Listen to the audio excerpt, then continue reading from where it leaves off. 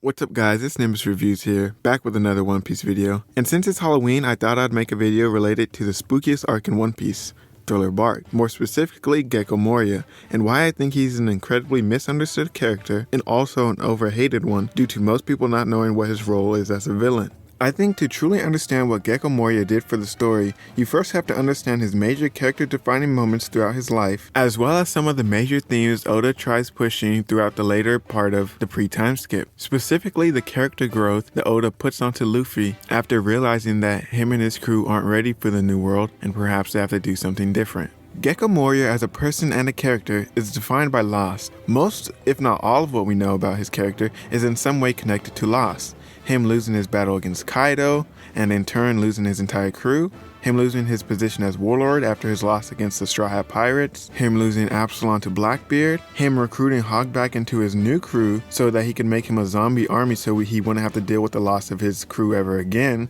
and most importantly, him losing his will to chase his dreams no matter what the odds he's up against. Once upon a time, Moria was an ambitious rookie pirate just like Luffy, even in being inspired by Roger to go after the legendary treasure of the One Piece and try becoming the king of the pirate. Just like Luffy, Moria would dive headfirst into anything that would get in the way of that goal, which eventually led to his fate-deciding battle against Kaido over 20 years ago. At the time of their battle, I'm sure Moria and Kaido were considered contemporaries and viewed in a similar light to Luffy and Law, being rivals from the same generation, less than 10 years apart in age. Due to the outcome of the battle, we know Kaido was obviously the greater of the two, and it is likely due to his time on a well-established ship like Rocksteady's Ibex, where he got to witness the greatest powers the world had to offer firsthand. Whereas for what we know, Moria straight off the bat was alone and he came up by himself. Moria lost this battle, and with it he lost everything. His entire crew, his strength of will to chase the impossible.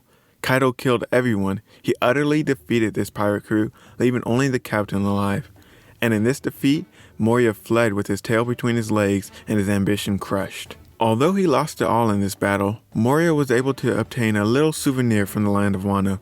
The legendary god of the blade, Shimotsuki Ryuma, and his world-renowned blade, Shisui. This bit of information does tell us that even though he didn't feel the way he does in the current storyline about having living crewmate, he most likely still used the Kage no Mi to animate the dead and use them as soldiers. And it was most likely after this battle that he decided to actually keep these soldiers as his crewmates instead of living ones so he wouldn't have to go through that loss again. Being the only one left alive after his fight with Kaido, Moria had a choice to make: recoup and use what he had left to build a pirate crew worthy of sailing the hellscape known as the New World, or run back to paradise, forgetting his dreams and ambitions in fear of losing everything again. This point in Moria's story is where I'd like to draw the parallel Oda was setting up between Moria's past and the trials Luffy had yet to face at that point in the story. Oda knew where he was taking Luffy's journey, and to give the Straw Hats and also the readers a warning, he created Gecko Moria. This is no more evident than in Gecko Moria's final words before his defeat in Thriller Bark. He tells Luffy, "You gotta know your place. Nails that stick out are always pounded back in. That's the way things work, boy." He continues with, "You think you can? Then go. You think things have been tough so far? The real nightmare is waiting in the new world." This was a direct warning to Luffy that he wasn't ready for the new world, and if he was to go now, how he was at the time, he'd be greeted with a nightmare. If only we knew how much weight those words would hold at the time. If only Luffy knew. In the next saga, the Paramount War saga, including Sabaody impaled down in the Paramount War, Luffy would experience the two greatest losses of his pirating career back to back. First, his crew being utterly defenseless against Kizaru and Kuma and Sabaody, leading to their complete defeat and the loss of his brother Ace in the Paramount War, both of which Luffy took the blame for because he was too weak to protect those he cared about. After those events took place, Luffy was now faced with the same choice Moria had after his defeat to Kaido. Either run back to safety with his tail tucked between his legs, or realize what he still has left, prepare for the nightmarish journey ahead of him, and chase the dream he had when he set out for this journey. Luckily, Luffy had someone like Jinbei at a time like this to keep him from going off track or choosing the wrong decision, whereas Moria was likely completely alone. But even without Jinbei, I think Luffy would have made the right decision. Because as we all know, rubber always bounces back. And that is where the two paths differ, Whereas Luffy decided to bounce back from the experience with loss, Moria chose to go back to paradise and guise his fear of experiencing the same loss with slothfulness and developing the idea that his army of the undead soldiers would make him the king of the pirates without him having to do anything or worry about losing precious crewmates again.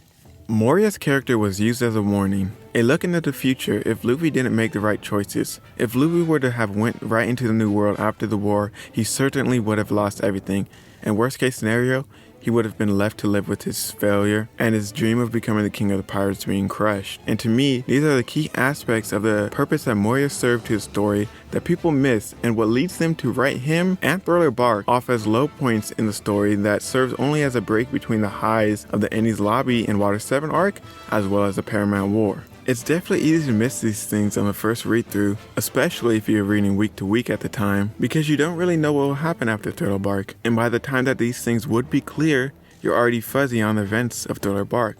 But going back to this arc makes things stand out and gives you a greater appreciation for Gecko Moria and Thriller Bark as a whole. And with that being said, I've basically discussed everything I'd like to regarding the events of the arc. So before I end the video, I'd like to talk about how I think Moria's story will conclude now that we know he is either dead are currently working for Blackbeard. It would be an incredible waste of a character if Oda were to kill him off now. And that is why I still believe he has a role to play going forward, as Oda isn't known to kill off characters that can still be used. For a while now, I've always hoped Moria would be involved in Wano in some way or another, due to his connection to Kaido, and him being able to help take down Kaido in some way would be a good bookend to his character, because he can't change the past and he can't get his crewmates back, but he could avenge them, and I think helping defeat Kaido would do that. Up until we saw Moria confront Blackbeard, I had no idea how Oda could write Moria into Wano without it seeming too convenient. But now that Moria is possibly aligned with the Blackbeard pirates, he has an easy way of putting Moria into this arc. With Blackbeard being an opportunist, I wouldn't be surprised if he came to Wano or sent people to Wano to take advantage of the battle and come out on top just like he did at Marineford. But as the story has progressed, we haven't seen any signs of the Blackbeard pirates near or in Wano. All we know is that Blackbeard is somehow getting information of the events in Wano because he does seem to know what's happening.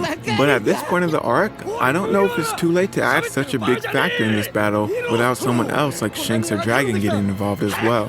So my hopes for Moria being able to conclude his story with the defeat of Kaido in this arc are getting lower and lower. And if he isn't used in this arc in that way, I really don't think there's anything else for Moria as a character left in the story to do. And his role in the story going forward will most likely just be as a tool to Blackbeard to further his power and his dream of becoming the king of the pirates and conquering the world. And that would truly be a shame, because that would mean Moria actually did lose everything.